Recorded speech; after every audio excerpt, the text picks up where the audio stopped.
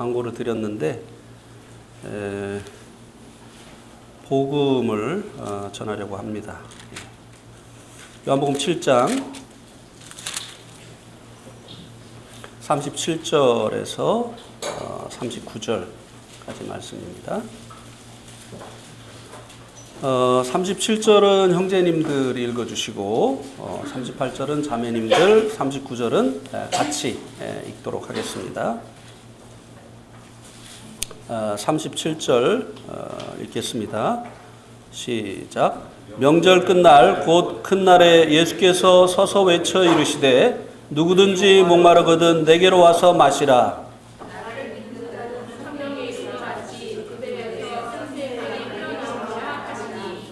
이는 그를 믿는 자들이 받을 성령을 가리켜 말씀하신 것이라. 예수께서 아직 영광을 받지 않으셨으므로 성령이 아직 그들에게 계시지 아니하시더라. 네. 여기 이 말씀에 보니까 명절이라고 말씀해 주고 있는데요. 이 명절이 어떤 명절인가 우리가 한번 살펴보겠습니다. 요한복음 7장 2절에 보세요. 요한복음 7장 2절. 요한복음 7장 2절에 보니까 유대인의 명절인 뭐라고요? 초막절이 가까운지라. 유대인의 6대 명절 중에 맨 마지막에 있는 명절입니다. 우리나라도 명절이 있죠. 지금은 이제 여러 명절 중에 두 가지 명절만 실제적으로 지켜지고 있는데요. 설 명절, 그다음에 추석 명절. 옛날에는 그 외에도 이제 세 가지의 명절이 있었죠. 대보름, 그다음에 단오, 한식. 이렇게 해서 이제 우리나라도 5대 명절이 있었는데 유대인들은 이제 6대 명절이 있습니다. 그 가운데 한 명절인 이 초막절 날이었는데요. 이 날은 유대인들 달력으로 7째 달 15일에 시작이 됩니다. 7일 동안 이제 초막을 짓고 초막에서 생활을 하고 마지막 8째 날에도 이제 안식일을 지키면서 이 명절이 이제 끝이 나게 되는데요. 이 명절은 이제 우리나라로 따지면 이제 추석 경인 것 같아요. 우리가 이제 두 번째 이 이스라엘에 갔을 때 추석 연휴를 껴서 갔었는데 그때가 이제 이 초막절이었습니다. 그때 고영님도 같이 가셨죠? 예. 그래서 그 키푸츠의 한 그 집에서 우리가 이제 묵었는데 거기에 이제 초막을 이렇게 저어놓고 이 초막절 행사를 하는 것을 보았습니다. 이스라엘 말로는 이제 수콧이라고 하는데 우리나라로 따지면 그 추수하고 난 후에 감사제를 하는 추석과 같은 그런 명절이에요. 그리고 이제 이 명절에는 이스라엘 백성들이 광야에서 이제 그 초막을 짓고 지낸 이 일을 이제 그 기억하게 하기 위해서 초막을 짓고 이제 밖에서 지내는 이런 명절이기도 합니다. 그 명절 중에 이제 행하는 행사가 이제 하나가 있는데요. 이 수콧이라고 하는 이 초막절 명절을 기점으로 해서 이스라엘이 이제 우기가 시작이 돼요. 그래서 이제 이 수콧이라고 하는 이 초막절이 시작되기 전에는 이스라엘이나 이 중동 지역이 온전히 그 황토색입니다. 초록색을 보기가 힘들어요. 그런데 이제 이 수콧이라고 하는 명절이 지나면서 이제 비가 내리기 시작하고 그래서 이제 초록색으로 변하기 시작을 합니다. 그래서 이 이제 초막절 중에 이제 실로암 못에서 물을 떠다가 제단 앞에 부면서 하나님 앞에 올해도 농사가 잘 될 수 있도록 비를 내려주십시오 하는 기우제 비슷한 이런 행사를 행하게 됩니다. 이것을 주님께서 이제 염두에 두셨던 것 같습니다. 그래서 이 명절 끝날 큰날에 예수님께서 서서 외치셨습니다. 누구든지 목마르거든 내게로 와서 마셔라. 이제 사람의 이 목마름, 이것은 이제 물로 해결이 되어지죠.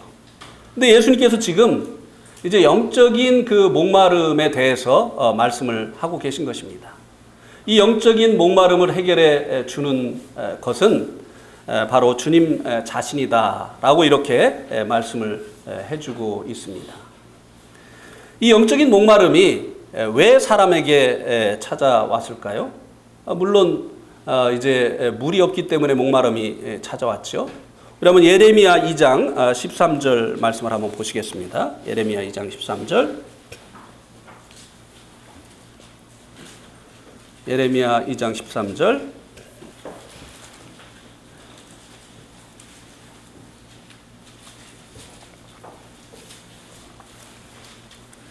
우리 한번 같이 읽겠습니다. 예레미야 2장 13절 시작. 내 백성이 두 가지 악을 행하였나니 곧 그들이 생수에 근원되는 나를 버린 것과 스스로 웅덩이를 판 것인데 그것은 그물을 가두지 못할 터진 웅덩이들이니라. 여기 이제 하나님의 백성 이스라엘이 두 가지 악을 행하였다고 말씀해 주고 있습니다. 이것을 통해서 사람들의 근본적인 이 문제가 되는 이 죄가 무엇인가를 말씀해 주고 있는 것이죠. 그 첫 번째가 생수에 근원되는 나를 버린 것이다 라고 말씀해 주고 있습니다. 하나님을 무엇이라고 여기 말씀해 주고 있습니까? 생수의 근원이다. 생수에 근원되는 하나님을 버렸기 때문에 사람들의 마음속에 영적인 목마름이 찾아온 것입니다. 다시 바꿔 말하면 사람들 마음이 공허해진 거예요. 사람들의 마음이 비게 되어진 것입니다.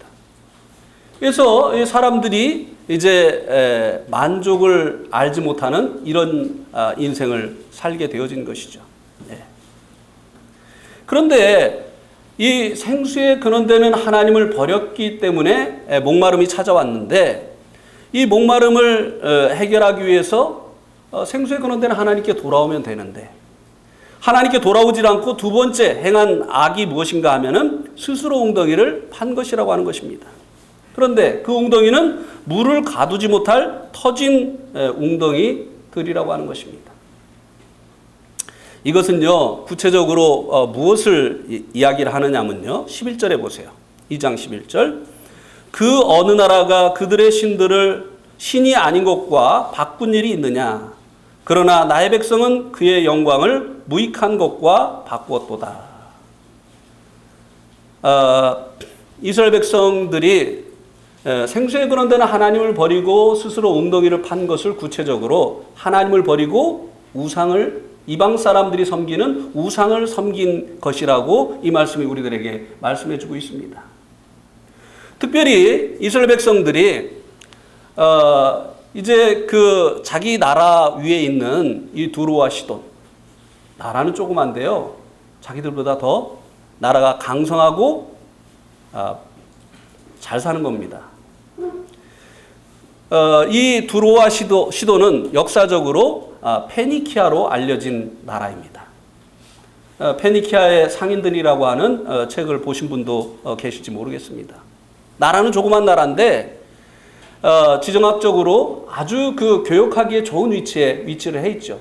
동서양을 연결하는 그 위치에 있기 때문에 해상 무역을 통해서 아주 그 부한 나라를 건설하게 되어진 것이에요.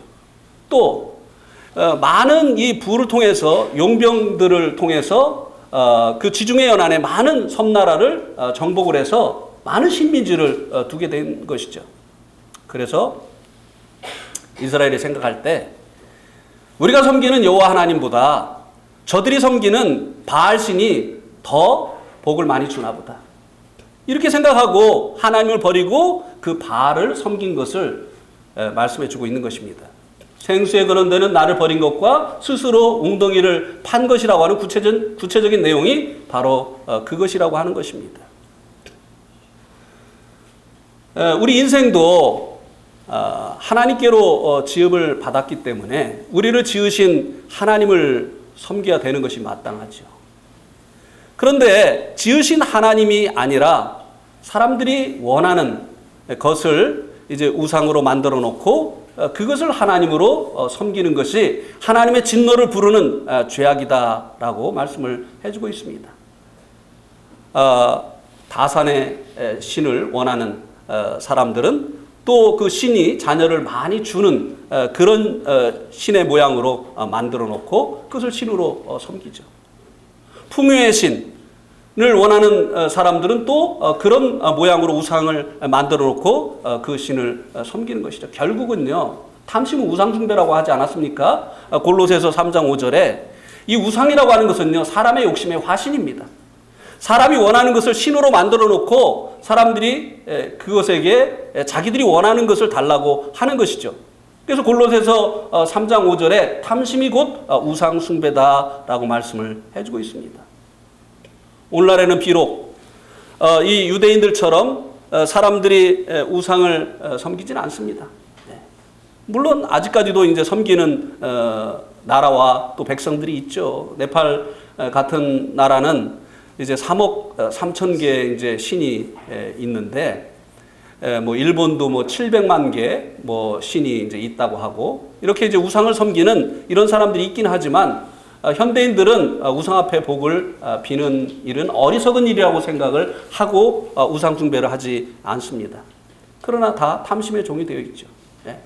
탐심이 자기의 우상이 되어서 그것을 위해서 살고 그것에게 자기의 생을 드리면서 살고 있지 않느냐고 하는 것이에요. 그래서 사람들이 하나님이 없음으로 인해서 이제 빈 이 마음을요, 다른 것으로 채우려고 한다는 것입니다. 그것을 이제 스스로 웅덩이를 판 것이라고 말씀해 주고 있습니다.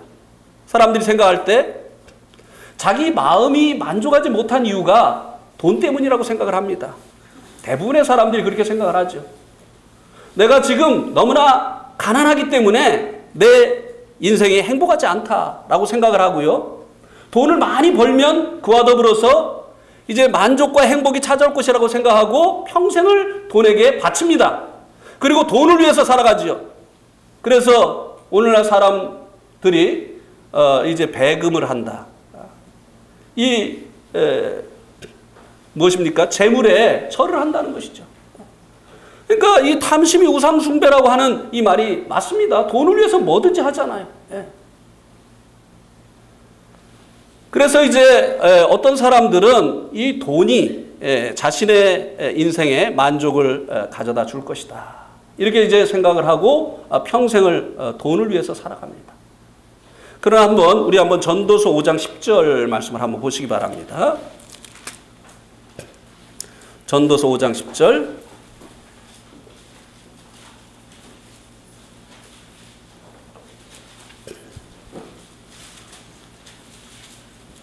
우리 한번 같이 읽겠습니다. 시작. 은을 사랑하는 자는 은으로 만족하지 못하고 풍요를 사랑하는 자는 소득으로 만족하지 아니하나니 이것도 헛되도다. 이것은요, 누구보다 은근 보화를 많이 소유해 보았던 솔로몬 왕의 고백입니다. 그냥 그렇다는 얘기가 아니에요. 자기가 경험해 보니까 실제적으로 그렇다는 것입니다. 은을 사랑하는 자가 은으로 만족하지 못한다고 했어요. 이 당시에 이제 화폐 단위가 은이었기 때문에 이제 돈을 사랑하는 자가 돈으로 만족하지 못한다고 다시 번역을 할 수가 있습니다. 풍요를 사랑하는 자는 그 소득으로 만족하지 아니하다. 그러니까 이것을 위해서 살아가는 것이 헛된 것이다 이 말입니다. 그것을 얻으면 만족이 찾아올 것이라고 생각하고 그것을 위해서 시간을 바치고 그리고 힘쓰고 애쓰고 노력을 하는데 그것이 이제 만족을 가져다 주지 못한다고 하는 것입니다. 돈 없는 사람만 돈에 집착하나요? 그렇지가 않습니다. 오히려 부자들이 더 돈에 집착을 하는 것을 볼 수 있지 않습니까? 탈세를 가난한 사람이 합니까? 부자가 합니까? 예, 가난한 사람은 탈세도 안 해요. 근데 그렇게 돈이 많은 사람들이 탈세하잖아요. 돈에 너무나 집착을 해요. 왜요? 그 돈을 사랑하는 사람이 돈으로 만족하지 못하기 때문이에요. 끝이 없어요. 평생을 돈을 위해서 자기 인생을 바치지만 돈은요, 그 사람 마음을 채워주지 못한다고 하는 것입니다. 스스로 웅덩이를 파는데 이것은 터진 웅덩이라 물을 저축지 못한다고 하는 말씀의 의미가 바로 그것입니다.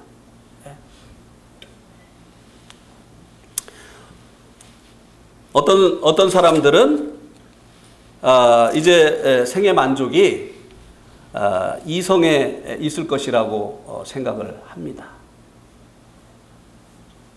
솔로몬이 부인을 몇 명이나 뒀다고요? 조형님? 몇 명이요? 예? 몇 명이죠? 예? 1600명인가요? 제가 정확히 기억이 안 나는데, 예. 제가 계속 나갈 테니까 한번 찾아보세요. 예.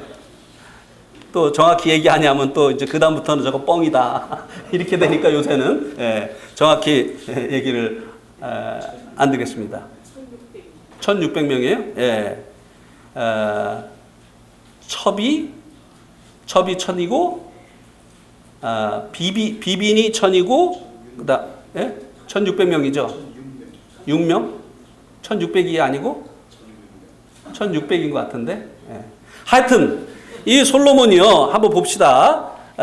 전도서 2장. 전도서 2장.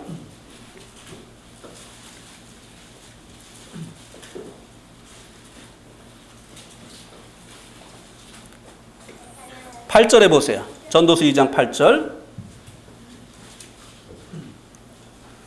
은, 금과 왕들이 소유한 보배와 여러 지방의 보배를 나를 위하여 쌓고 또 노래하는 남녀들과 인생들이 기뻐하는 뭐를 많이 두었다고요? 처첩들을 많이 두었노라.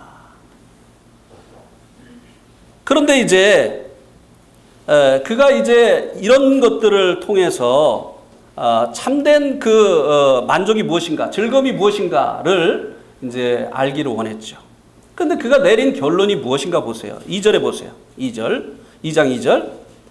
내가 웃음에 관하여 말하여 이르기를 그것이 뭐라고요? 미친 것이라 하였고 희락에 대하여 이르기를 이것이 무슨 소용이 있는가 하였노라. 소용이 없더라는 것입니다. 이런 것들이 자기 인생에 참된 만족과 기쁨을 줄 것이라고 생각하고 추구를 해보았는데 그런데 소용이 없더라는 것입니다.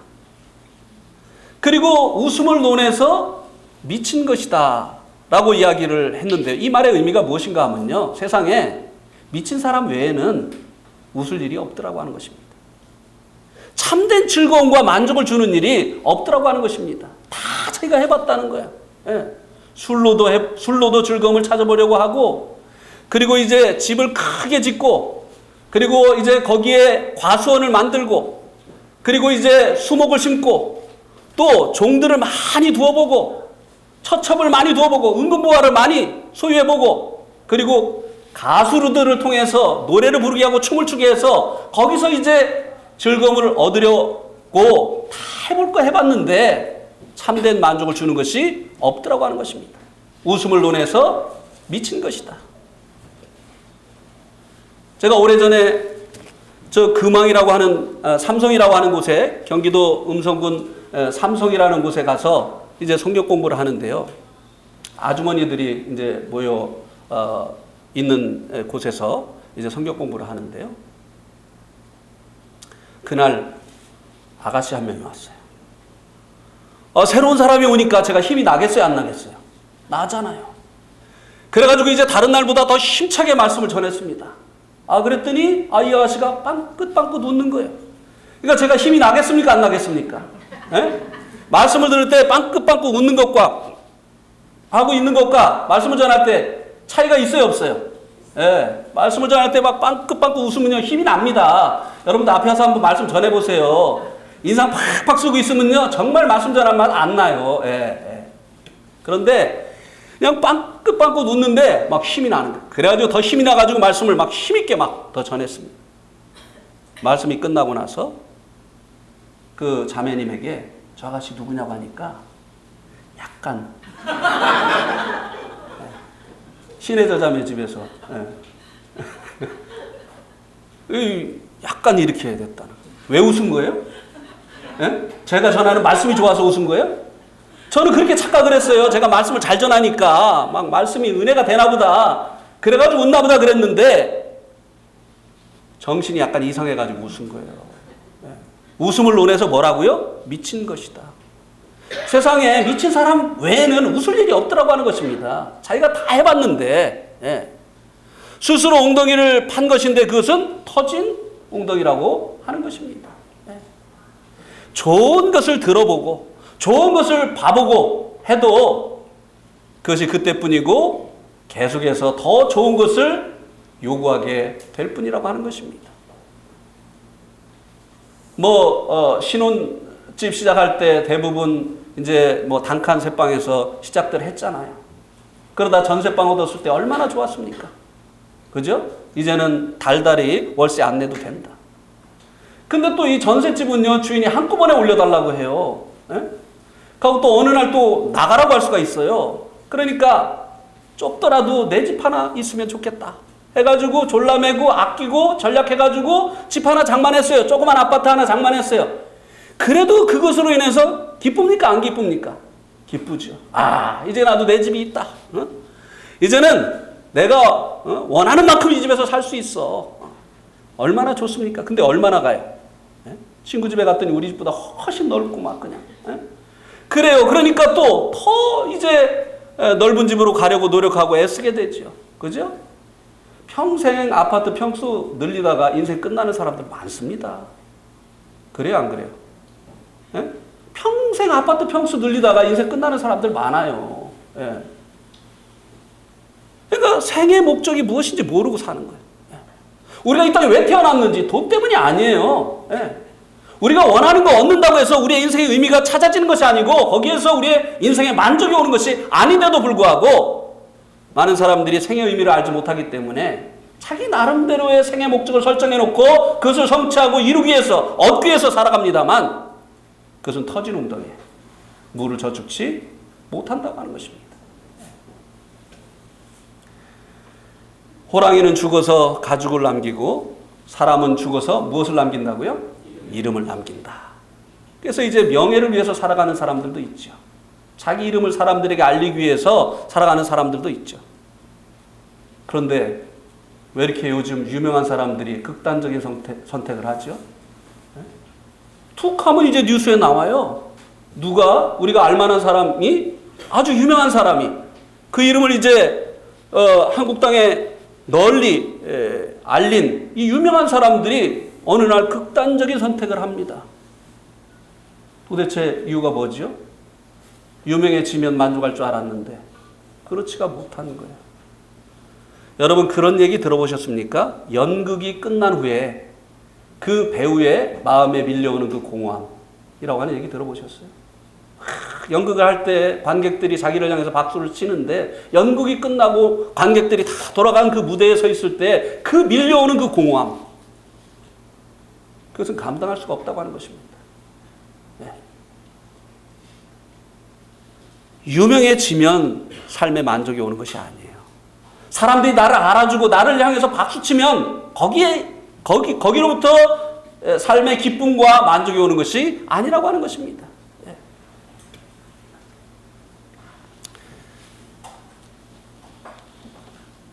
그래서 예수님께서 누구든지 목마르거든 돈을 많이 벌어라. 그리하면 그 돈이 너의 그 마른 목을 시원하게 해줄 거다. 누구든지 목마르거든 유명한 사람이 되어라. 그러면 유명한 사람이 되는 그때 너의 인생도 참된 만족을 맛보아 알게 될 것이다. 네가 정말 만족을 원하거든, 이 목마름을 해결하기를 원하거든, 공부를 많이 해서 박사가 되거라.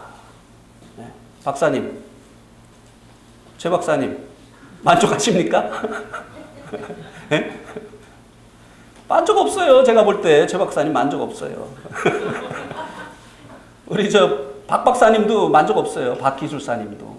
더 올라갈 데가 없잖아요. 기술사까지 올라갔으면. 예. 지금 여기 안 계십니다. 담이 나가지고 지금 누우러 갔어요. 예. 참된 만족을 주는 것이 없다고 하는 것입니다. 예. 그래서 예수님께서 누구든지 목마르거든 어떻게 하라고요? 내게로 오라고 했습니다. 내게로 오라고 했어요. 예수님에게 오라고 하신 이 말씀의 의미가 뭔가 하면요. 우리 한번 마태복음 4장 17절 말씀을 한번 보겠습니다. 마태복음 4장 17절.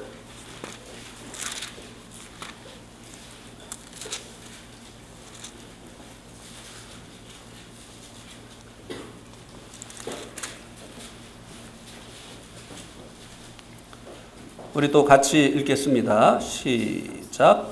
이때부터 예수께서 비로소 전파하여 이르시되 회개하라 천국이 가까이 왔느니라 하시니라. 예수님께서 최초로 외치신 말씀이 바로 이것입니다. 뭐라고요? 회개하라 천국이 가까이 왔느니라. 예. 이 회개라고 하는 이 말이요, 헬라어로 메타노이아인데요, 가던 길에서 돌이켜서 돌아오는 것을 얘기합니다.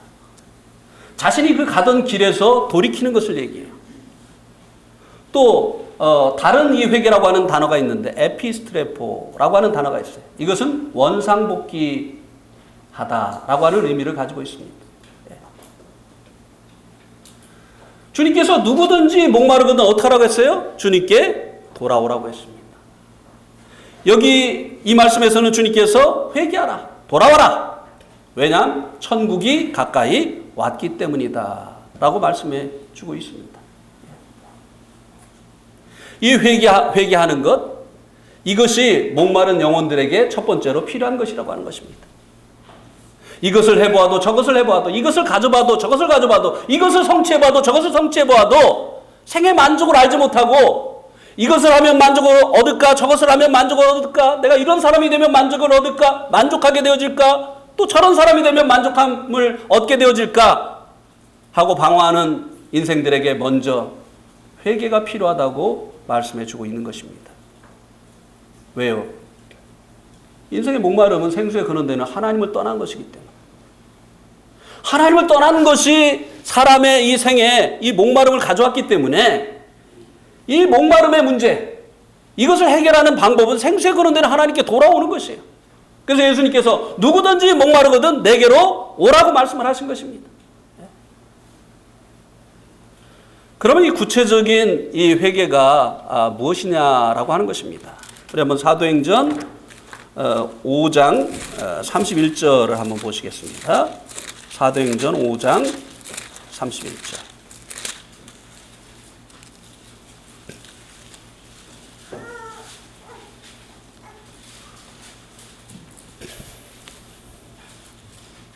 사도행전 5장 31절 또 같이 읽겠습니다. 시작. 이스라엘에게 회개함과 죄사함을 주시려고 그를 오른손으로 높이사 임금과 구주로 삼으셨느니라. 이스라엘은 이제 인류의 대표였죠. 그러니까 우리에게도 해당이 되는 말씀이에요. 이스라엘에게 회개함과 죄사함을 주시려고 그를 예수님을 오른손으로 높이사 무엇과 무엇이 되게 하셨다고요? 임금과 구주로 삼으셨느니라. 자, 이 회개는 임금과 구주 중에 예수님의 이 두 가지 직분 중에 무엇과 관련이 있습니까? 회개는 임금. 그 다음에 죄사함은 임금과 구주 이 직분 중에 무엇과 관련이 있습니까? 구주. 네. 구주이시기 때문에 주님께서 우리를 구속하셨잖아요. 네. 자, 7장 사도행전 7장 35절을 또 보시기 바랍니다.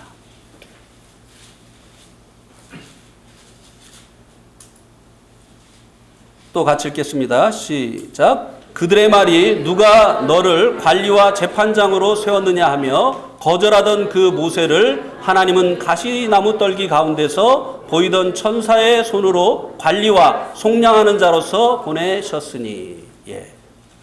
하나님께서 이스라엘 백성을 애굽에서 건져내시기 위해서 모세를 보내실 때 그에게 두 가지의 직분을 주셨다고 말씀해 주고 있습니다. 첫 번째는 뭐라고요? 관리. 두 번째는 뭐라고요? 속량하는 자. 이렇게 하나님께서 이 두 가지의 직분을 주셨다고 말씀을 해주고 있습니다. 관리는요, 룰러입니다. 통치자. 그리고 이제 이 속량하는 자의 직분을 주셨어요. 그래서 이 모세가 10번째 재앙, 장자의 그리고 이제 첫 새끼의 생명을 취하는 이 10번째 재앙의 때에 모세가 어린 양의 피를 문설주와 임방에 바르도록 해서 그 죽음의 재앙으로부터 이스라엘 백성들을 어떻게 했습니까? 구원했어요. 예. 이제 이 죽음의 사자가 문설주와 임방에 그 발라진 어린 양의 피를 보고 죽음의 사자가 어떻게 했어요? 넘어갔어요. 패스오버. 그래서 이 유월절을 영어로 패스오버라고 합니다. 넘어갔어요. 이 피가 그 안에 있는 사람들을 처단하기 위해서 안으로 들어오지 못하게 하고 죽음의 사자가 넘어가도록 했다고 하는 것입니다. 모세는 속량자로서 하나님께 보내심을 받았기 때문에 어린 양의 피로 이스라엘 백성들을 속량을 했어요. 그런데 그가 이제 통치자의 또한 직분을 가지고 갔다고 하는 것입니다. 그들이 죽음을 면했는데 계속해서 애굽 땅에 머물러 있다고 한다면 누구의 통치를 받겠습니까? 누구의 통치를 받겠어요? 바로의 통치를 받죠. 그리고 바로가 요구하는 비돔성 람세성을 계속 짓는 이 수고하고 무거운 짐을 지게 되겠죠. 그러면 이스라엘 백성들이 구원을 받은 건가요? 계속 바로의 통치를 받고 바로가 시키는 일을 하고 있다고 한다면 이스라엘 백성들이 구원을 받은 걸까요? 이것이 어떻게 생각하세요? 어떻게 생각하세요? 구원 받은 거예요? 안 받은 거예요? 이거? 하나님께서는 모세에게 두 가지 직분을 줬어요. 그런데 한 가지 직분만 붙들고 있는 사람들 있잖아요. 그죠? 예수님이 내 죄 사해 주신 거 요거만 딱 붙들고 있는 사람들. 그리고 여전히 바로의 통치를 받고 있는 사람들. 죄 가운데서 살고 있는 사람들. 내 인생 내 건데 왜 누가 내 인생을 간섭하려고 해? 그냥 내버려둬. 내가 그냥 하고 싶은 대로 하는 거야. 그래서 자기 인생을 자기 기분대로 자기가 원하는 대로 살아가고 있는 이 사람들, 이게 구원받은 거냐 이 말이에요. 네? 여러분이 한번 스스로 생각해 보세요. 그런 사람들 많잖아요. 네. 그래서 사도행전 5장 31절에 보니까 이스라엘의 회개함과 죄사함을 주시려고 그를 오른손으로 높이사 임금과 구주로 삼으셨다고 했어요. 회개는 무엇과 관련이 있다고요? 임금. 그러니까 회개가 뭐냐? 회개가 뭐냐면요, 자기 생의 주인을 바꾸는 거예요. 원상복귀하는 거예요. 자, 여기다 손을 넣어두시고 요한복음 1장을 한번 보세요. 요한복음 1장.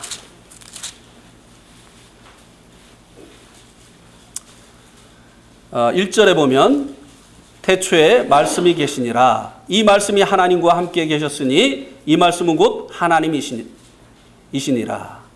그가 태초에 하나님과 함께 계셨고 만물이 그로 말미암아 지은 바 되었으니 지은 것이 하나도 그가 없이는 된 것이 없느니라. 누구에 의해서 이 만물이 지은 바 되어졌다고 여기 말씀해 주고 있습니까? 예, 이 요한복음은요, 예수님의 신성을 증거하기 위해서 쓰여진 책입니다. 그래서 마태복음, 누가복음에는 예수님의 족보가 나오죠. 그런데 요한복음에는 예수님의 인자로서의 족보가 나옵니까? 안 나옵니까? 안 나와요. 왜 이 예수님의 족보가 안 나오죠? 이 요한복음은 예수님의 신성을 증거하기 위해서 쓰여졌기 때문이에요. 그래서 그분이 이제 인자로서 이 땅에 몸을 가지고 오시기 전에 그분은 태초부터 계셨다는 것이에요. 그리고 그분이 이제 말씀으로서 하나님과 함께 계셨는데 그분이 하나님이신데 모든 만물이 그분으로 인해서 지어졌다고 하는 것입니다. 하나님이 빛이 있으라 말씀하시니까 그 말씀에 의해서 어떻게 됐어요? 빛이 있게 됐잖아요. 그러니까 이 말씀이 누구라고요? 몸을 입고 오신 예수 그리스도다 이 말이에요. 무슨 얘기인지 아시겠죠? 그러면 우리 인생들을 지으신 분이 누구예요? 우리 인생들을 지으신 분이 누굽니까? 예, 예수님이에요. 예수님이 우리 인생들의 주인이에요. 예수님이 우리들을 지으셨으니까 우리 인생에 대한 권리가 그분에게 있는 것입니다. 그런데도 우리들은 우리 인생이 우리 것처럼 생각하고 매일 우리가 원하는 대로 살았잖아요. 예? 그러니까 회개가 뭐냐면은 원상복귀 하는 거예요. 원래 우리 인생에 권리를 가지고 계신 그분에게 우리의 생에 대한 권리를 내어주는 것이 바로 이 회개라고 하는 것입니다. 그냥 하나님 내가 이런 죄 졌습니다. 저런 죄 졌습니다. 이 낱낱이 고하는 게 회개가 아니에요. 회개는 내가 피조물인 사실을 깨닫고 내 인생에 대한 권리가 내게 있지 않다고 하는 사실을 깨닫고 생에 대한 권리를 그분에게 내어주는 거예요. 그분이 내 임금이 된다고 하는 의미가 바로 그것이잖아요. 그죠? 네. 임금이라고 하는 이 말을 옛날에 뭐라고 불렀느냐면 주군이라고 불렀어요. 주군. 주군은 주인의 높임말이에요. 예. 예. 그래서 이제 임금이 있는 나라는요. 모든 것이 다 임금의 것입니다. 네팔도 옛날에 임금이 있었는데요. 네팔의 정식 명칭이 뭐였느냐면 로열 네팔이었어요. 로열이 뭐냐면은 왕의 네팔. 그리고 정부기관이 다 로열이에요. 예. 심지어는 이 비행기 회사 이름까지도 로열 네팔이에요. 왕 거예요, 다. 왕 거. 그 가난한 나라의 이 왕이요, 세계에서 10번째로 부자였다니까요. 왜? 다 로열이니까. 다 왕 거니까. 예. 이 왕이라고 하는 이 말의 의미는요, 그분에게 우리들에 대한 권리가 있다고 하는 것입니다. 무슨 얘기인지 아시겠죠? 예? 이해가 가십니까? 예. 그래서 이 회개라고 하는 것은요, 하나님 내가 이거 잘못했습니다. 저거 잘못했습니다. 이렇게 하나님께 고하는 게 이게 회개가 아니에요. 내가 하나님께 지음받은 피조물인데도 내가 존재하게 되어진 것이 하나님 때문에도 불구하고 내가 원하는 대로 지금까지 내 인생을 살았습니다. 이제는 내 인생을 원래 주인이신 하나님께 돌려드립니다. 라고 이 사실을 깨닫고 하나님 앞에 마음으로 이런 이제 결정을 하는 것이 이게 참된 회개라고 하는 것입니다.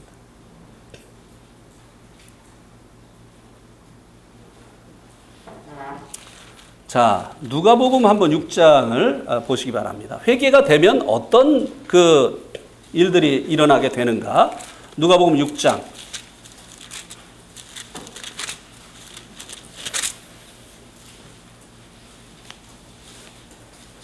46절입니다. 누가복음 6장 46절.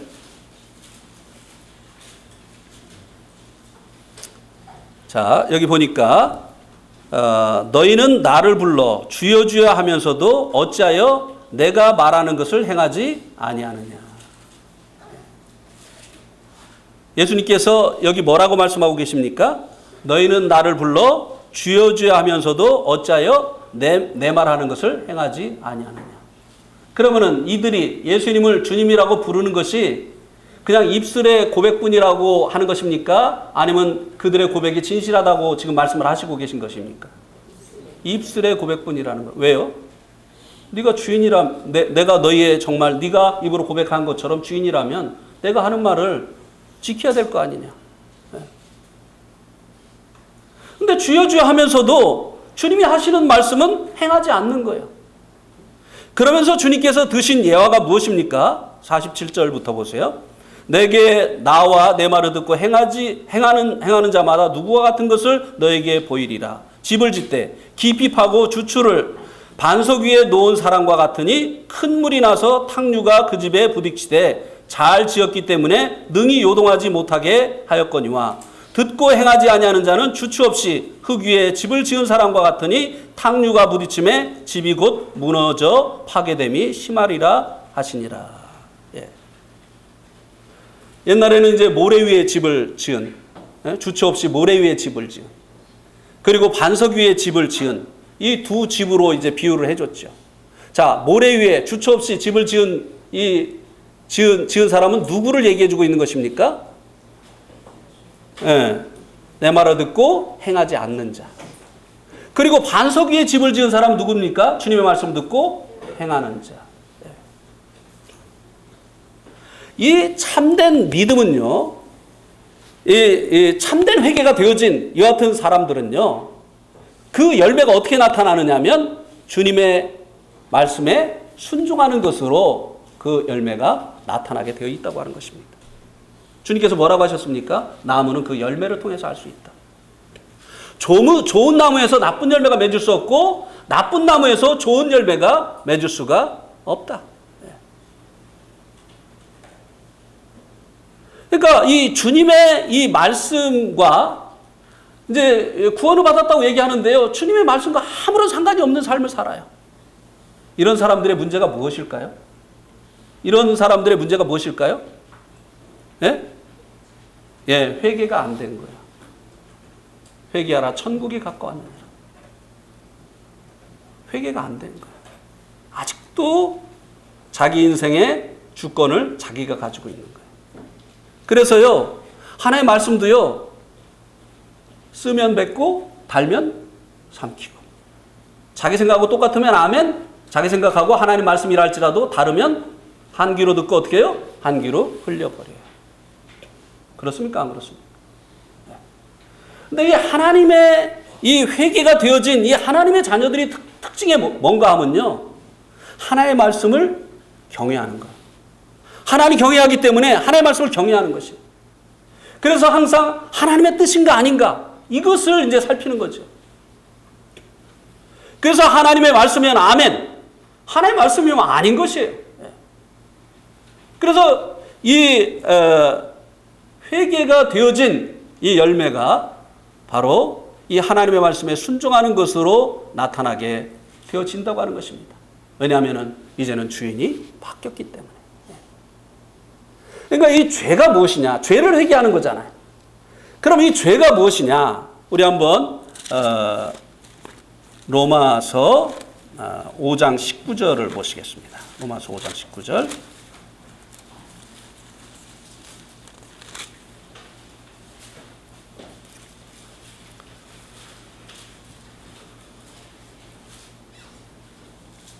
이 순종은요, 회개의 열매예요.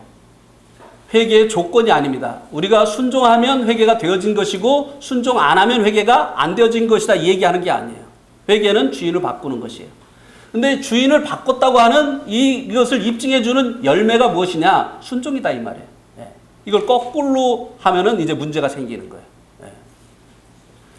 자, 로마서 5장 19절 같이 한번 읽겠습니다. 시작. 한 사람이 순종하지 아니함으로 많은 사람이 죄인 된 것 같이 한 사람이 순종하심으로 많은 사람이 의인이 되리라.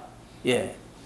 여기 보니까 한 사람이 순종하지 아니함으로 많은 사람이 뭐가 됐다고요? 죄인이 됐다. 예, 죄인이 됐다. 그러면은 여기에 순종하지 아니한 한 사람은 누구를 얘기하죠? 예, 첫사람 아담을 얘기하죠. 아담이 지은 죄가 우리에게 이제 태어날 때 이제 유전되는 거 아닙니까? 그러면 이 아담이 지은 죄가 여기 무엇이라고 말씀해 주고 있습니까? 이 죄가 불순종. 이 불순종이 죄예요. 하나님께 대해서 불순종하는 거. 이 하나님께 대한 이 불순종의 이 죄가 이게 어떠한 양상으로 나타나지요? 부모에게 불순종하는 것으로 나타나지. 가정에서는 아내가 남편에게 불순종하는 것으로 나타나고, 교회에서는 성도들이 장로들에게 불순종하고 반기 들은 것으로 나타나고, 또 직장에서는 상사들에게 그렇게 하는 것으로 나타나죠. 그러니까 그렇게 살고 있으면서도 자기가 죄 가운데 살고 있는 것을 모르는 사람들이 너무나 많이 있어요. 죄가 그렇게 하는 거예요. 죄가. 이 불순종이 죄라고 하는 것입니다. 그래서 이 죄를 회개를 해야 되는데 종이 주인에게 불순종할 수 있습니까? 없습니까? 불순종 안 하는 건 아니에요. 그러나 근본적으로 주인에게 종이 불순종할 수 있습니까? 없습니까? 없어요. 권리가 없어요. 예. 종은요, 주인에게 순종해야 되는 것이에요. 예. 우리가 정말 주님을 주인으로 받아들였다고 한다면 우리들이 주님께 해야 될 일은 뭐만 있는 것입니까? 순종만 있는 것이에요. 예만 있는 것이에요. 물론 구원받으면 불순종 전혀 안 한다라고 하는 말을 하는 것은 아닙니다. 우리의 마음 중심이 그렇게 변화가 되어진다는 것이에요. 저항하고 반항하고 왜 내 인생 간섭하느냐고 하고 나도 하고 싶은 게 있는데 내 인생 내어주면은 내 인생 끝나는 거 아니냐고 하고 이거는요 회개가 안 된 거예요. 구원 안 받은 겁니다. 네. 왜 이렇게 애들이 말을 안 듣는 줄 아세요? 회개가 안 돼서 그래요. 회개되면요 부모 말도 잘 듣게 돼 있어요. 네.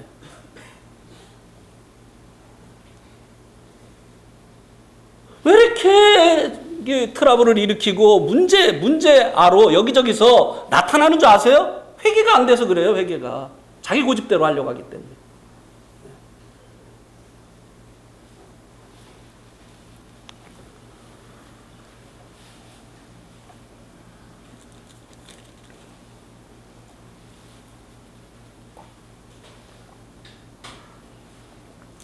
그래서 예수님께서 먼저 내게로 오라고 했어요.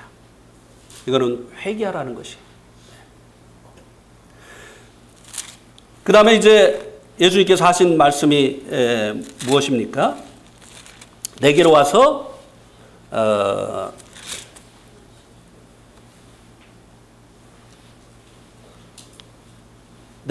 그 다음에 뭐라고 했습니까? 마시라고 했죠. 마시라고 했어요. 이 마시는 방법이 뭔가를 이제 38절에서 얘기해 주고 있죠. 나를 믿는 자는. 회개와 그 다음에 뭐예요? 이 영적인 목마름을 해결하는 방법이 회개와 그 다음에 뭐예요? 믿음이에요. 믿음. 네. 회개가 되고 그 다음에 주님을 믿어야 되는 거야. 주님을 믿어야 되는 거야. 네. 나를 믿는 자는 성경의 이름과 같이 그 배에서 생수강이 흘러나오리라 하시니 이는 그를 믿는 자가 받을 성령을 가리켜 말씀하신 것이라. 회개하고 주님을 믿게 되어질 때 구원을 받게 되어지는 거죠. 그 목마름으로부터 구원을 받게 되어지는 것이죠. 그럼 목마름으로부터 구원을 받게 되어지면 그 사람은 더 이상 목이 마른 상태에 있는 겁니까? 아니면 그 반대의 상태에 있는 겁니까? 네. 구원을 받았다고 하는데 여전히 세상에 대한 그 사랑 추구가 끝나지 않았어요. 그렇게 껄떡거려요. 세상에 대해서. 네? 이거 구원 받은 거예요? 안 받은 거예요? 누구든지 목마르거든 내게로 와서 마셔라. 나를 믿는 자는 그 배에서 어떻게 한다고요? 생수강이 흘러나리라고 했는데 아직도 목마르요. 네? 세상에 대해서 그렇게 집착하고 네? 세상에 대한 집착 때문에 주님께 자기의 생을 드리지 못하고 주님 기뻐하시는 삶을 살지 못하는 것이에요. 네. 여전히 목마른 상태에 있어요. 주님을 믿는 자는 그 배에서 생수의 강이 흘러나리라고 말씀을 해주고 있지 않습니까? 네. 그냥 텔레비전에 앉으면 그냥 시간 가는 줄 모르는데 말이죠. 성경은 조금만 보라고 하면 왜 이렇게 그냥 말이 많아요. 네? 나는 화가 나요. 예로 형제가 보내주는 아침에 만나는 너무 길어. 근데 막 핸드폰으로 막 그냥 몇 시간을 보잖아요. 안 그러면서 그렇게 얘기하면 좀 괜찮겠어요. 네? 다른 거는 막 그냥 몇 시간 가는 줄 모르고 보면서 그 아침에 만나 보는데 얼마나 걸립니까? 네? 얼마나 걸려요? 박창수 형제 얼마나 걸려요? 2분. 그건 좀 그랬는데.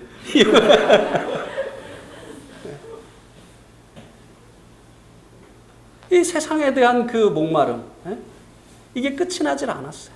스스로 엉덩이를 파는 이와 같은 일이 끝이 나질 않았어요.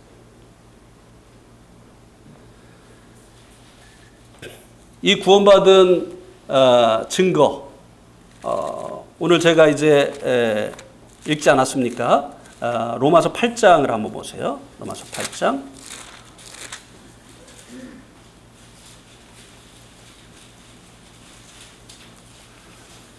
로마서 8장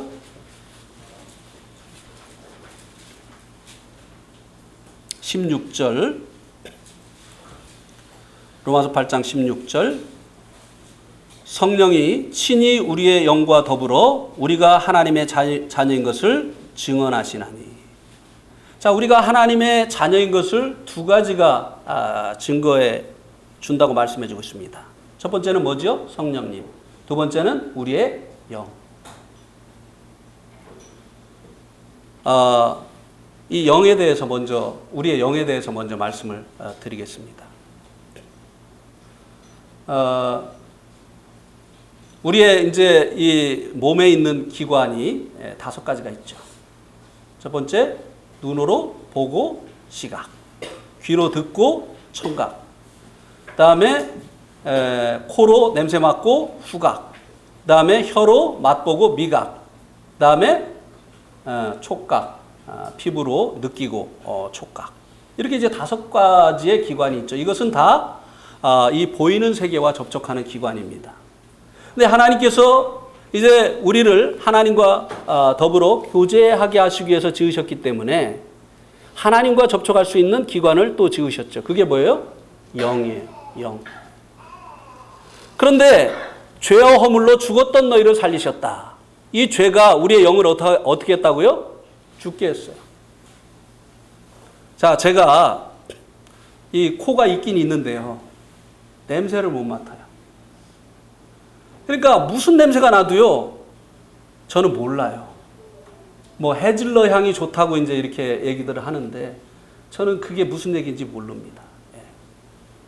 그러면은 해질러 향이 없는 게 문제입니까? 제 후각이 상실된 게 문제입니까? 네. 하나님을 인식할 수 있는 영이 죽어가지고 사람들이 하나님이 어디 있냐고 하는 거예요. 네. 그러니까 이 코가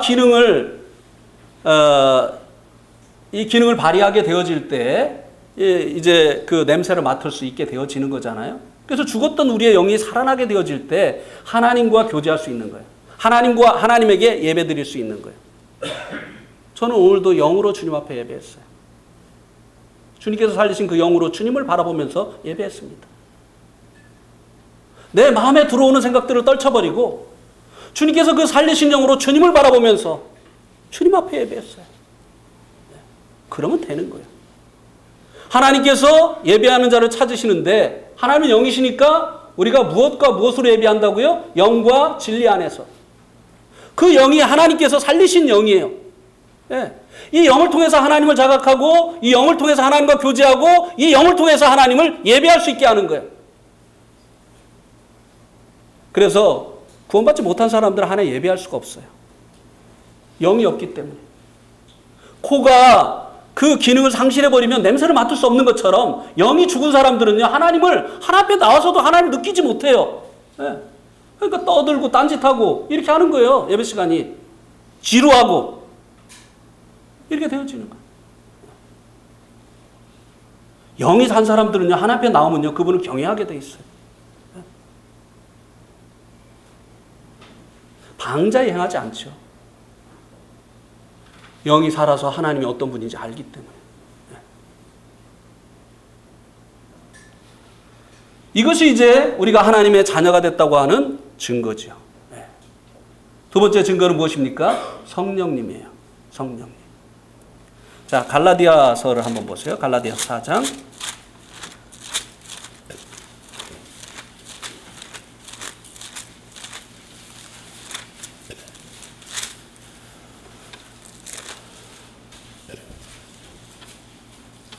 (6절) 갈라디아서 4장 6절 같이 읽겠습니다. 시작. 너희가 아들임으로 하나님이 그 아들의 영을 우리 마음에 보내사 아빠 아버지라 부르게 하셨느니라. 우리가 아들이기 때문에 하나님의 영을 우리 마음 가운데 어떻게 했다고요? 보내셨다는 거예요. 그래서 요한복음 8장 9절을 보세요. 요한복음 8장 9절. 죄송합니다. 로마서 8장 9절. 로마서 8장 9절. 또 같이 읽겠습니다. 시작. 만일 너희 속에 하나님의 영이 거하시면 너희가 육신에 있지 아니하고 영에 있나니 누구든지 그리스도의 영이 없으면 그리스도의 사람이 아니라. 그리스도의 영이 없으면 그리스도의 사람이라고요? 아니라고요? 이 사람이 하나님의 자녀인지 아닌지 분별할 수 있는 방법이 무엇이라고요? 그리스도의 영이 있느냐 없느냐. 하나님의 자녀는 하나님의 자녀이기 때문에 그리스도의 영을 보내신다고 하셨습니다. 그래서 이 성령님이 계신 것이 그 사람이 하나님의 자녀라고 하는 가장 확실한 증거예요. 에베소서 1장 13절에 보면 진리의 말씀 구원의 복음을 듣고 약속의 성령으로 어떻게 했다고요? 인치셨다고 했어요. 옛날에 미국 서부 개척 시대에 카우보이들이 주인이 이 소나 말을 사오면 제일 먼저 하는 일이 있습니다. 그게 뭐죠? 예, 주인의 로고가 있는 그 인을 불에다가 팔갛게 달궈가지고 엉덩이에다가 그 인을 찍는 겁니다. 왜요? 초장에 나가면 섞이거든요. 다른 주인의 말이나 소하고 섞이거든요. 그러면은 저녁 때 이제 다시 이제 그 목장으로 데리고 갈 때 무엇을 보고 구분하겠어요? 그 인을 보고 구분하는 거거든. 주님 오실 때 어떤 사람들이 공중으로 휴거될까요? 예, 성령님의 인치심을 받은 사람들. 하나님의 아들이라는 증거가 무엇이냐? 그들 안에 하나님의 영이 있는 것이에요. 이 성령님이 오시게 되어지면요, 어떤 일이 일어나느냐면 고린도후서 3장에 보면은 어떻게 해요? 수건이 벗은 얼굴로. 이 성령님이 오시면 나타나는 현상이 뭐냐면요, 말씀이 깨달아져요. 성령님께서 눈을 열어주시는 거예요. 말씀이 깨달아져요. 그러니까 말씀이 꿀송이 같죠. 네. 그리고 이 성령님이 오시면요, 성령님이 있는 사람들과 뭐가 돼요? 교통이 돼요. 통해요. 근데 징그럽게 안 통하는 사람들이 있잖아요. 네? 말만 하면 엉뚱한 얘기하고, 네? 지금 하는 얘기하고 전혀 다른 그런 얘기하고 안 통하는 사람들 있잖아요. 영적인 얘기하는데 세상적인 얘기하고 이런 사람들. 이게 성령님이 오시면요, 성령님으로 인해서 성령의 교통함이 있게 되어진다는 것이에요. 그리고 이 성령님은요, 죄와 사망의 법에서 우리를 어떻게 해요? 해방시켜줘요. 그러니까 삶의 도덕적인 변화가 일어나는 거예요. 자기 힘으로 안 되던 일이 성령님으로 인해서 되어지기 때문에 이 성령님이 오신 다음에 일어나는 일이 뭐냐면요, 도덕적인 변화가 일어나요. 그러니까 가장 가까이 있는 사람들이 아는 거예요. 이 사람 변했다는 거예요. 근데 이 사람 뭐 교회 다닌다는데 입만 살아가지고 이거 문제가 있는 거예요. 문제가 있는 거예요. 주 예수 내 마음에 들어 계신 후 뭐라고요? 변하여 새 사람 되네. 안 계시던 주님이 들어오셨는데 변하지 않으면 이상한 거죠. 예. 변하게 되어 있습니다. 성령님께서 우리를 그리스도의 형상으로 변화시키는 이와 같은 일을 하신다고 했어요. 고린도후서 3장 18절에. 그래서 우리가 신의 성품에 참여하는 이와 같은 자들이 되어진다고 하는 것입니다. 우리가 얼마나 이기적이에요. 우리의 이 본성이 얼마나 이기적입니까? 예? 막 대화할 때 보세요. 남 얘기 안 들어요. 남 얘기 안 들어. 막 자기 얘기만 하다가 다른 사람이 또 채널을 높이면 자기 얘기 듣게 하려고 더 목소리 높이고 막. 대화를 할 때요, 들을 때도요, 듣질 않아요. 왜 딴 얘기를 하는 줄 아세요? 지금 자기가 무슨 말을 할지 생각하고 있는 거예요. 지금 이 사람이 하는 얘기를 듣지 않고 자기가 무슨 말을 할지 생각을 하기 때문에 이 듣지 않는 거예요. 얼마나 사람 이 본성이요, 이기적인지 몰라요. 네. 자기는 감기가 걸려도 다른 사람들이 알아줘야 되고 기도해 줘야 돼요. 근데 다른 성도가 큰 병이 걸려서 병원에 입원해 있어도요, 연락 한 번 안 합니다. 이 본성이 이래요. 우리의 본성. 배려할 줄 모르고, 남의 입장에서 생각할 줄 모르고. 네. 그런데 이제 이 성령이 어떤 분이시죠? 성령님은요, 이 성경이 누구에 의해서 이 성경이 기록됐죠? 성령님의 감동하심으로 기록이 됐죠. 근데 그러니까 이 성경의 저자는 누구예요? 성령님이잖아요. 근데 성령님 얘기가 있습니까? 없습니까? 없어요. 없어. 왜요? 이 요한복음, 또 마태복음, 누가복음, 마가복음 누구를 증거하는 거예요? 예수님. 성령님은요, 이 땅에 예수님 증거하러 왔어요. 성령님 계속해서 예수님을 증거하는 일을 합니다. 이 땅에 어떤 사람이 이제 그 투표를 해가지고 시장이 됐어요. 근데도 전 시장의 이름을 걸고 전 시장의 이름을 위해서 일하는 시장 본 일이 있는 분. 이 사람이 시장이 됐는데 전 시장의 이름을 위해서 일하는 그런 시장 보신 분. 못 봤어요. 제일 먼저 하는 일이 뭡니까? 명패 가로치죠. 그 다음에 누구의 이름을 위해서 일하죠? 자기의 이름을 위해서 일해요. 근데 성령님은요? 누구를 위해서 일하셨다고요? 예수 그리스도를 위해서. 성령이 이름도 없어요. 예수님 이름이라도 가지셨죠. 성령이 이름도 갖지 않으셨어요. 왜요? 자기를 증거하시기 위해서 오신 분이 아니기 때문이요. 그러니까 이런 성령님이 오시면요, 달라진다니까요. 이런 성령님으로 인해서 살아가게 되어지면요, 변화가 일어나요. 안 일어나는 게 이상하죠.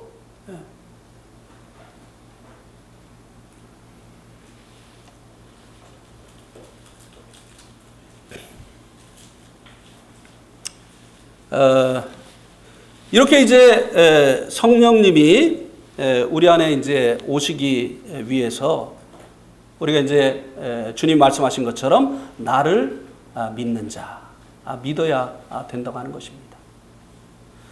근데 이제 많은 사람들이요, 나는 불교를 믿어, 나는 뭐 천주교를 믿어, 나는 교회를 믿어, 이렇게 이제 믿는다고 하는 것을 무엇으로 생각을 하느냐면 어디에 다니는 거, 또 거기에서 어떤 이제 그 의식에 참여하는 거, 이런 것들을 믿는다고 생각을 하죠.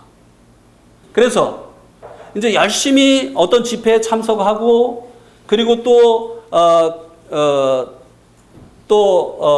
거기에서 이제 행하는 그런 일들에 적극적으로 이제 그 호응하고, 이렇게 하는 사람들을 보고 뭐라고 하느냐면 믿음이 좋다고 얘기합니다. 근데 그 믿음이 아니에요. 주님을 믿는다고 하는 것이 그런 것이 아니라고 하는 것입니다. 이 믿음은 무엇과 이제 반대가 되는 것이냐면, 이 믿음은 행함과 반대가 되어지는 것이에요. 자, 제가 이제 옛날에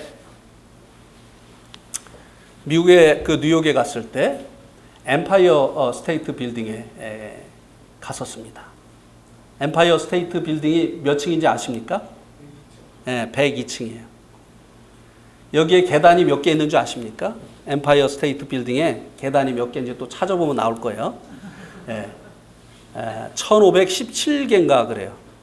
엠파이어 스테이트 빌딩에 계단이 1517개를 걸어서 올라가면 이제 맨 위층에 도착을 하게 됩니다. 근데 이 엠파이어 스테이트 빌딩에 올라가는 방법이 두 가지가 있어요. 하나는 엘리베이터를 타고. 엘리베이터를 타면 자기가 할 일이, 올라가기 위해서 자기가 할 일이 있습니까? 없습니까? 없어요. 그런데 계단을 통해서 가는 또 길이 있어요. 이거는 자기가 할 일이 있어요? 없어요? 1517 계단을 계속해서 올라가야 돼. 이거는 믿음이 아니에요. 이거 계단으로 가는 건 믿음이 아니에요. 아니잖아요. 이것은 자기가 하는 거잖아요. 거기에 오르기 위해서 자기가 하는 거잖아요. 그죠? 그런데 이 엘리베이터에 자기를 실는 것은, 이것은 무엇입니까? 엘리베이터에 자기를 의탁하는 거잖아요. 이게 뭡니까? 이게 믿음이에요. 자, 로마서 10장을 한번 보시기 바랍니다. 로마서 10장.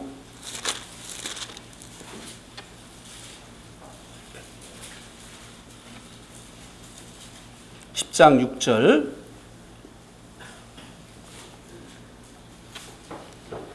믿음으로 말미암는 의인은 이같이 말하되 내 마음에 누가 하늘에 올라가겠느냐 하지 말라 하니, 올라가겠느냐 하면 그리스도를 모셔내리는 것이요, 혹은 누가 무저갱에 내려가겠느냐 하지 말라 하니, 내려가겠느냐 하면 그리스도를 죽은 자 가운데서 모셔 올리려는 것이라. 여기 주님을 모셔 내리는 것, 그리고 또 주님을 죽은 자 가운데서 모셔 올리는 것. 이것에 대해서 얘기하고 있잖아요. 근데 그렇게 할 필요가 있다고요, 없다고요? 주님을 가서 모시고 올 필요가 있다고요, 없다고요? 왜요? 우리가 주님 모시고 온 게 아니잖아요. 주님 어떡할래요? 우리 죄 때문에 죽어가는데 주님 내려오셔서 우리 죄를 위해서 어떻게 해주셔야 되잖아요. 우리가 주님 모시고 온 거 아니잖아요. 네. 주님이 스스로 오셨어요. 그리고 또 우리를 위해서 죽으셨는데 유대인들이 주님을 어떤 죄로 정죄를 했죠? 신성모독죄로. 또 로마 빌라도는 무슨 죄로 정죄를 했죠? 반역죄로. 유대인의 왕이라고 했다. 그러니까 주님 계신 그 음부에 가가지고 주님 살아나셔야 됩니다. 아니면 주님은 신성모독죄로 죽은 게 됩니다. 또 주님은 반역죄로 돌아가신 게 됩니다. 그러니까요, 살아나셔서 주님이 진짜 하나님의 아들이신 것을 입증하셔야만 됩니다. 살아나셔야 돼요. 그래서 내려가가지고 음부에서 우리가 주님을 끌어올렸습니까? 아무도 그렇게 하지 않았어요. 스스로 주님은 성결의 영으로 죽은 자 가운데서 부활하심으로 하나님의 아들이신 것을 선포하셨어요. 입증하셨어요. 우리를 위해서 죽으시고 우리를 위해서 부활하신 주님께서 이 모든 일을 주님께서 스스로 하셨다고 하는 것입니다. 그럼 우리가 할 일이 무엇이냐 이거예요. 자, 8절 보세요. 8절. 그러면 무엇을 말하느냐? 말씀이 내게 가까워 내 입에 있으며 내 마음에 있다 하였으니 곧 우리가 전파하는 믿음의 말씀이니라. 내가 만일 내 입으로 예수를 주로 시인하며 또 하나님을 그를 죽은 자 가운데서 살리신 것을 내 마음에 믿으면 구원을 받으리라. 사람이 마음으로 믿어 의에 이르고 입으로 시인하여 구원에 이르느니라. 우리에게 전파되어진 이 복음의 말씀, 주님이 스스로 이 땅에 오셔서 스스로 친히 그 몸으로 우리의 죄들을 담당하신 분이신 것, 그리고 죽은 자 가운데서 부활하신 분이신 것을 우리가 들었잖아요. 주님이 또 그렇게 하셨잖아요. 주님이 다 하셨잖아요. 우리 편에서 한 거 아무것도 없어요. 주님 편에서 다 하셨습니다. 이것을 어떻게 하면 예수님을 주로 시인하고 우리 그분을 죽은 자 가운데서 살아나신 분으로 어떻게 하면 마음으로 믿으면 어떻게 한다고요? 구원받는다. 믿으면 우리가 무엇을 하는 것이 아니에요. 주님께서 우리를 위해서 이 모든 일을 다 해주신 분이시라고 하는 이 사실을 믿으면 그 믿음으로 인해서 우리가 구원을 받게 되어지고 그때 약속하신 성령님께서 우리 안에 오신다고 하는 것입니다. 예. 근데 여기 뭐라고 했습니까? 무엇으로 시인을 해야 된다고 했죠?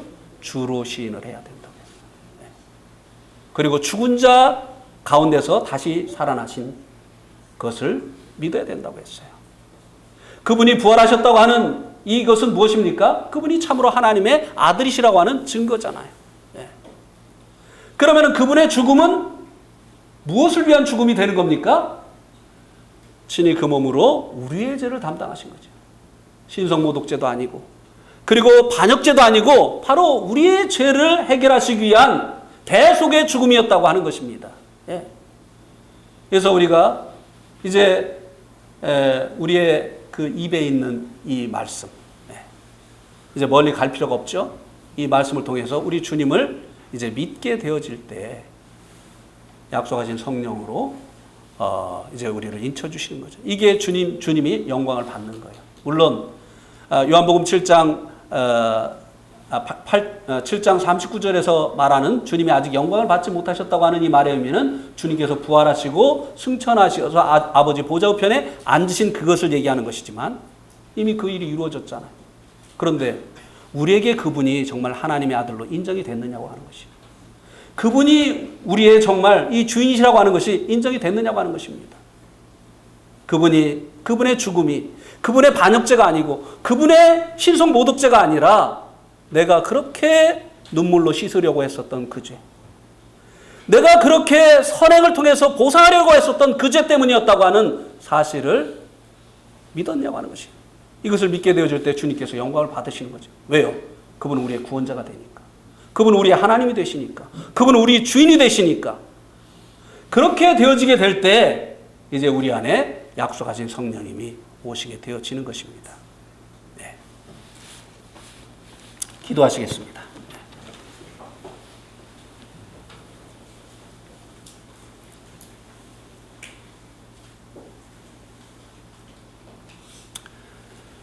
아버지 하나님, 목마른 저희의 영혼의 생수가 되시는 우리 주님을 이 땅에 보내주셔서 참으로 감사를 드립니다.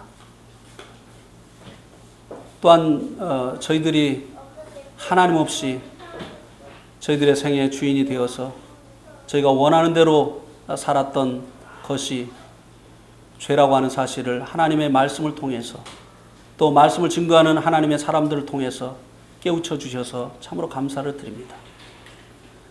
저희가 이 사실을 주님 앞에 인정하고 주님을 저희의 하나님으로, 저희의 주님으로 받아들일 수 있도록 은혜를 베풀어 주신 것 감사를 드립니다. 그러나 아직까지 자기 생에 대한 그 집착을 버리지 못하고 또 세상에 대한 그 집착을 버리지 못하고 주님을 문 밖에 서 계시도록 하고 있는 이와 같은 이들이 있습니다. 자신이 원하는 삶을 살기를 원해서 주님이 계획하신 그 영생 복락보다도 자기가 원하는 그 삶을 추구하기 위해서 아직도 주님을 영접하지 못한, 주인으로 받아들이지 못한 이와 같은 이들이 있습니다. 주님 긍휼하심을 베풀어 주시기를 간절히 기도를 드립니다. 주님께서 그들을 얼마나 사랑하셨는지 십자가를 통해서 깨우쳐 주시기를 원합니다. 주님께서 찔리신 것은 저의 죄악을 인함이고 주님께서 상하신 것은 저의 허물을 인함이라고 말씀하신 대로 참으로 저희들의 죄 때문에 주님께서 사람이 되셨사오며 그렇게 심한 모욕과 저주와 고난을 당해 주셨사옵나이다. 이 십자가의 사랑을 통해서 참으로 저희가 이제 주님께 생애를 내어드리는 이와 같은 믿음의 역사가 일어날 수 있도록, 회개와 믿음의 역사가 일어날 수 있도록 주님 도와주시기를 주님 앞에 간절히 기도를 드리게 되옵나이다. 주님께 이 시간을 인도해 주신 것을 감사드리옵고 주 예수 그리스도의 이름으로 기도하였습니다. 아멘.